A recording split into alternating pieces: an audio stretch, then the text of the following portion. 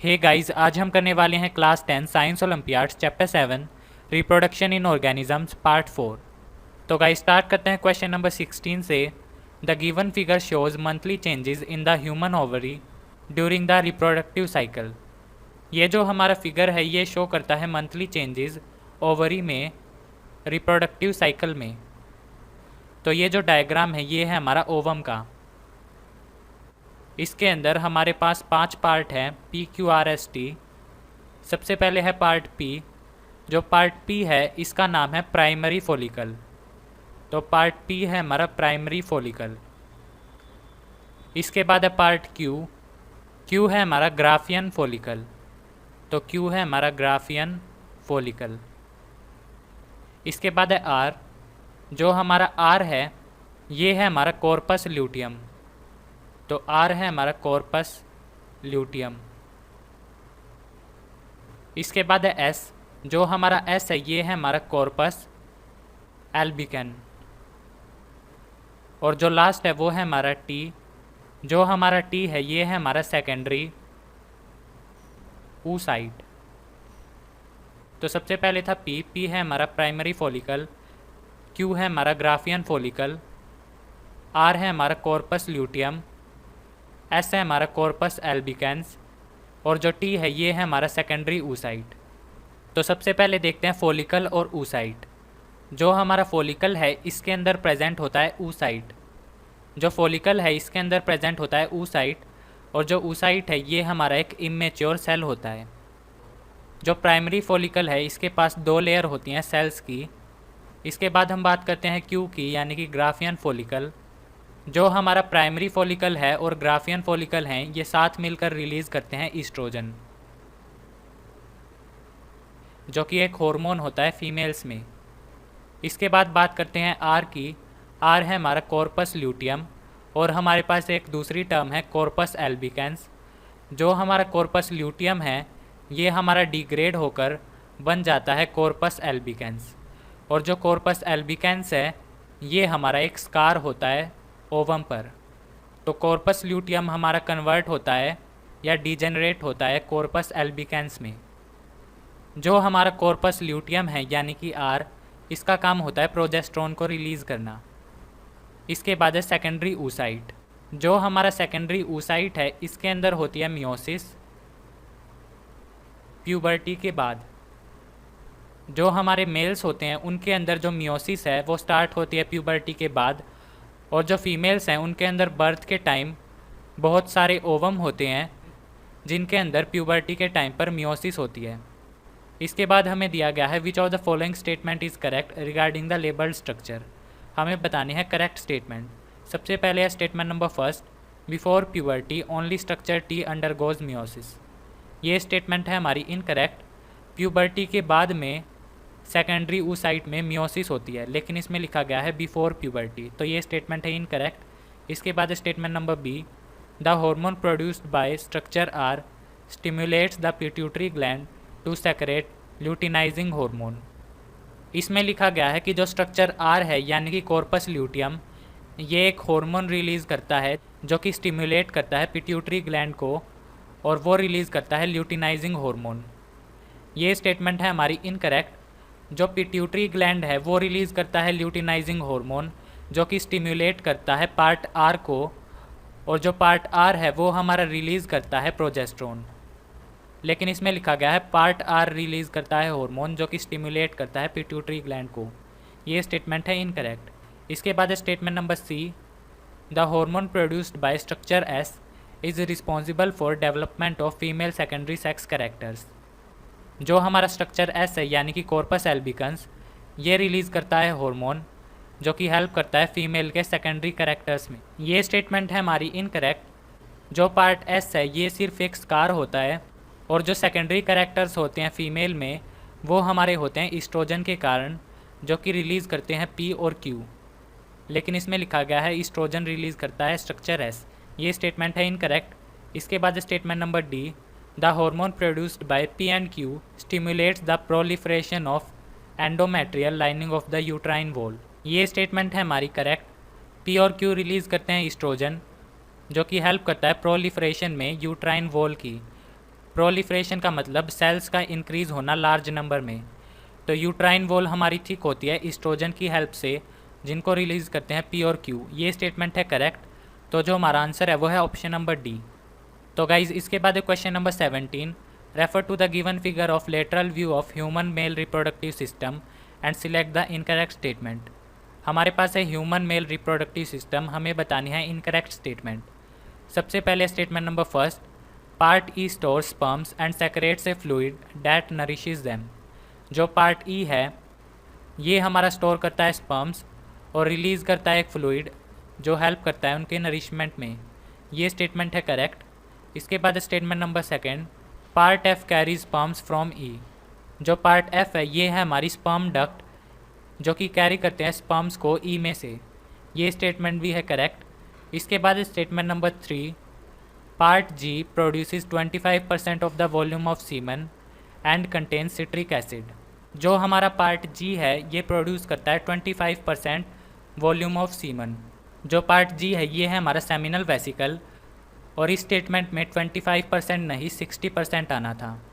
तो ये स्टेटमेंट है हमारी इनकरेक्ट। इसके बाद statement number 4, part H represents primary sex organ of male that produces diploid gametes. ये स्टेटमेंट भी हमारी इनकरेक्ट है। जो पार्ट एच है यानी कि टेस्टिकल्स, ये हमारे प्राइमरी सेक्स ऑर्गन होते हैं मेल के। ये स्टेटमेंट है करेक्ट। लेकिन इसके बाद लिखा गया है इट प्रोड्यूसेस डाइप्लॉइड गेमेट्स। ये स्टेटमेंट इनकरेक्ट है। ये डाइप्लॉइड नहीं हैप्लॉइड गेमेट्स फॉर्म करता है। हैप्लॉइड का मतलब जिसके अंदर हाफ अमाउंट में क्रोमोसोम प्रेजेंट हो। तो ये स्टेटमेंट है इनकरेक्ट। इसके बाद statement number 5, part first carries both sperms and urine to penis. जो पार्ट आई है ये कैरी करता है स्पर्म्स और यूरिन टू पीनस। ये स्टेटमेंट है हमारी करेक्ट। जो हमारा पार्ट आई है यानी कि यूरेथ्रा, ये हमारा पैसेज होता है स्पर्म्स का भी और यूरिन का भी। ये स्टेटमेंट है करेक्ट। इसके बाद statement number 6, part J is extra abdominal pouch that keeps testicular temperature from 2 to 2.5 degree Celsius higher than the body temperature. ये स्टेटमेंट है हमारी इनकरेक्ट। ये जो हमारा एब्डोमिनल पाउच है यानी कि पार्ट जे, ये हमारा इसलिए होता है ताकि ये टेम्परेचर को कूल कर सके, लेकिन इसमें लिखा गया है हायर टेम्परेचर। ये स्टेटमेंट है इनकरेक्ट। हमसे पूछा गया था इनकरेक्ट स्टेटमेंट, तो जो हमारा आंसर है वो है option number A, third, fourth and sixth. तो गाइज इसके बाद है question number 18, the given diagram shows the carpel of an insect pollinated flower, what is the most likely reason for the non germination of pollen grain Z. तो हमारे पास 3 pollen grain है X, Y और Z. जो हमारा pollen grain Z है ये हमारा जर्मिनेट नहीं हुआ, हमें बताना है रीज़न। तो सबसे पहले option number A, pollen grain X and Y were brought to the stigma earlier, therefore their germination inhibited the germination of pollen grain Z. ये स्टेटमेंट है हमारी इनकरेक्ट। इसमें लिखा गया है कि जो पोलन ग्रेन एक्स और वाई हैं ये हमारे पहले आए थे स्टिग्मा पर, इसीलिए इनके जर्मिनेशन ने इनहिबिट कर दिया पोलन ग्रेन जेड के जर्मिनेशन को। ये स्टेटमेंट है इनकरेक्ट। इसके बाद statement number B, pollen grain Z was brought to the flower by wind while pollen grain X and Y were brought to the flower by insects. ये statement भी हमारी incorrect है।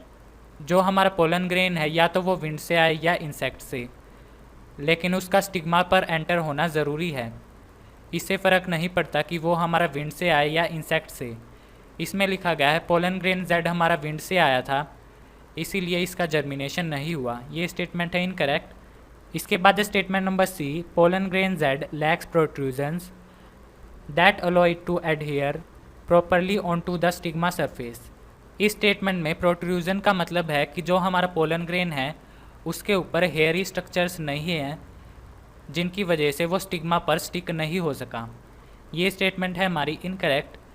इसके बाद statement number D, pollen grain Z comes from flower of an incompatible species. ये statement है हमारी correct. जो हमारा पोलन ग्रेन जेड है ये हमारा एक इनकम्पैटिबल स्पीशीज़ से आया है, इसीलिए जो जर्मिनेशन है वो नहीं हुआ। ये स्टेटमेंट है हमारी करेक्ट। इसके बाद question number 19, a student decides to study the impact of removing certain flower parts on fruit formation in plant species X. He chooses 3 separate plants that are growing in the same plot under uniform conditions. The data is given in the table below. हमारे पास एक student जो study करता है plant x को, और वो उस plant x के 3 सैंपल लेता है और तीनों में से एक सर्टेन पार्ट को रिमूव करता है। जो प्लांट फर्स्ट है इसके अंदर से एंथर को रिमूव किया गया, प्लांट सेकंड से स्टिग्मा को और प्लांट थर्ड से पेटल को, और जो डेटा है वो हमें दिया गया है। हमें बताना है हम इससे क्या कंक्लूज़न नहीं निकाल सकते। तो सबसे पहले statement number first, anthers and stigmas are crucial in sexual reproduction in species X. ये स्टेटमेंट है हमारी करेक्ट। जो एंथर और स्टिग्मा है ये हमारे क्रूशियल होते हैं सेक्सुअल रिप्रोडक्शन में स्पीशीज़ एक्स के अंदर। ये हमें इसीलिए पता चला क्योंकि जब हमने स्टिग्मा को रिमूव किया तो कोई भी फ्रूट हमारा फॉर्म नहीं हुआ, और जब हमने एंथर को रिमूव किया तो जो फ्रूट का फॉर्मेशन था वो 30% लेस हो गया।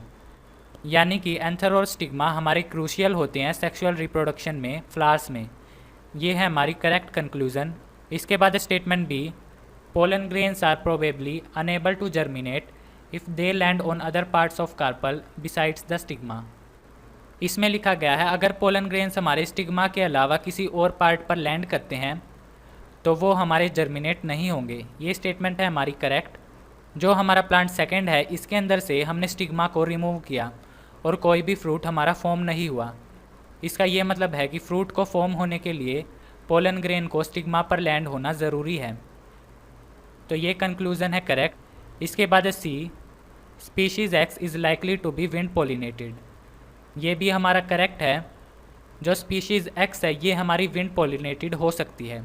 ये हमें इसीलिए पता चला क्योंकि जो प्लांट 3 है इसके अंदर है पेटल्स, इनको हमने किया है रिमूव, और पेटल के रिमूव होने से कोई इम्पैक्ट नहीं आया फॉर्मेशन पर।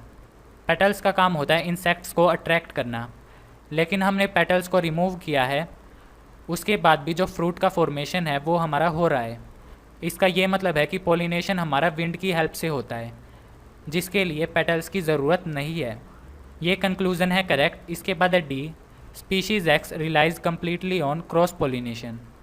ये स्टेटमेंट है हमारी इनकरेक्ट। इसमें लिखा है जो स्पीशीज़ एक्स है ये हमारी कम्प्लीटली रिलाई करती है क्रॉस पोलिनेशन पर। ये स्टेटमेंट है हमारी इनकरेक्ट। जब हमने एंथर को रिमूव किया तो जो फ्रूट का फॉर्मेशन था वो 30% कम हो गया। तो एंथर के रिमूव करने से 30% फॉर्मेशन कम हो गया। इस स्टेटमेंट का ये मतलब है कि जो 70% फॉर्मेशन था वो हमारा होता था क्रॉस पोलिनेशन से। क्योंकि हमने एंथर को रिमूव किया है तो सेल्फ पोलिनेशन नहीं हो सकता, इसीलिए 30% हमारा कम हो गया फॉर्मेशन। लेकिन इस स्टेटमेंट में लिखा गया है स्पीशीज़ एक्स कम्प्लीटली रिलाई करती है क्रॉस पोलिनेशन पर। यह है हमारी इनकरेक्ट। स्पीशीज़ एक्स के अंदर सेल्फ पोलिनेशन भी होता है। तो गाइज इसके बाद है last question, question number 20। Each sperm contains a special organelle known as acrosome that contains hydrolytic enzymes. It also contains numerous mitochondria. What are likely the functions of organelles in the relation of sperm's overall functions? जो हमारा sperm है इसके अंदर होता है acrosome, जिसके अंदर होते हैं हाइड्रोलिटिक एंजाइम, और स्पर्म के अंदर होते हैं माइटोकॉन्ड्रिया। हमें बताना है करेक्ट फंक्शन।